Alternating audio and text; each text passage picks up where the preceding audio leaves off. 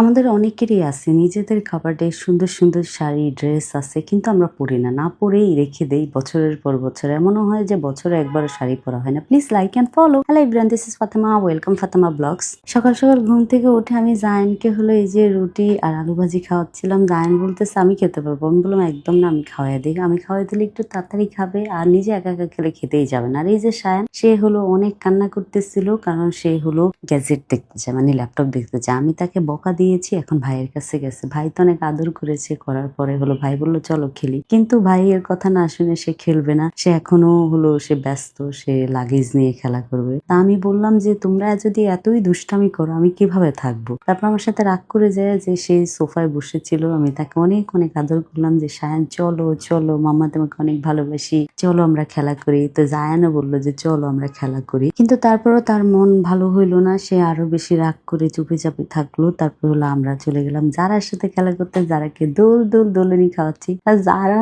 খুবই খুশি হলো। এখন সায়ন খুব বিরক্ত যে তোমরা কেন যারার সাথে খেলা করছো, আমার সাথে কেন করো নাই। আমি বললাম আমরা তো চেয়েছি তোমার সাথে খেলা করতে, তুমি তো খেলতে চাও নাই। তবে একটা জিনিস কি জানেন, আমি আমার বাচ্চাদের সাথে খেলাধুলা করতে সবচেয়ে বেশি পছন্দ করি। আমি চাই না আমার বাচ্চারা অনেক বেশি গ্যাজেট দেখুক, আমি চাই ওরা রিয়েল লাইফে হলো সবকিছু দেখে বুঝে শিখুক, খেলাধুলা করুক।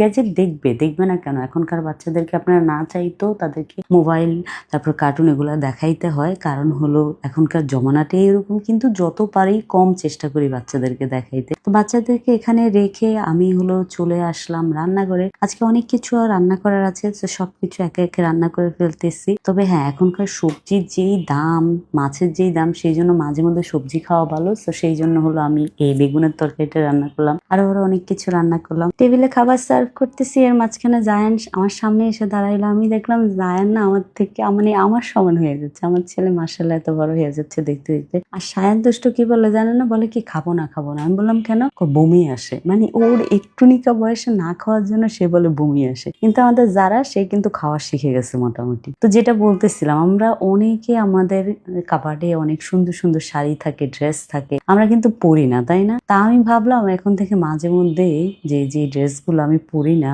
মাঝে মধ্যে বের করে পরবো, না হলে ড্রেসও কিন্তু অভিশাপ দেয়। এখন অনেকে বলবেন যে আপু আমাদেরকে গিফট করে দিতে পারেন না। বাবা, নিজের শখের জিনিস কেউ গিফট করতে চায়? তা আমি শাড়ি পরে চলে আসলাম বাজারে। এখানে এসে দেখি চাচির হাতে দুইটা মুরগি। চাচি বলা যাবে না, আপাই বলা যাবে, তাই না? দাম উনি অনেক বেশি চাইছে, 1800 টাকা। আমি 1400 টাকা বলছি, বলে চলে আসছি। অনেকে বলতেছিলেন আপু তাল কে খায়? এই যে দেখছেন, এই ভদ্রমহিলা একটা তাল কিনে নিয়ে গেছে। তারপর আমি চলে যাচ্ছি আমার পছন্দের চাচিদের বাসায়। চাচিদের বাসার সামনে না একটা চায়ের দোকান হয়েছে, তো মনে হলো একটু রং চা খাই। আমি আবার চা খাই না কিন্তু, তো চাটাকে ঠান্ডা করে তারপরে খেলাম। খাওয়ার পরে চাচিদের বাসায় আসলাম, ফোন দিলাম আগেই। তো চাচিরা সব সবজি টবজি রেডি করে রাখছে। এখন সব সবজি টবজি নিয়ে বাসার উদ্দেশ্যে রওনা দেবো, কারণ বাচ্চাগুলোকে বাসায় রেখে এসেছি। সো আমি যেহেতু শাড়ি পরেছি, মানে আমি বাচ্চাদেরকে ম্যানেজ করতে পারবো না, এই ভয়ে আমি বাচ্চাদেরকে নিয়েই নাই। সো বাসায় ফাইনালি চলে আসলাম।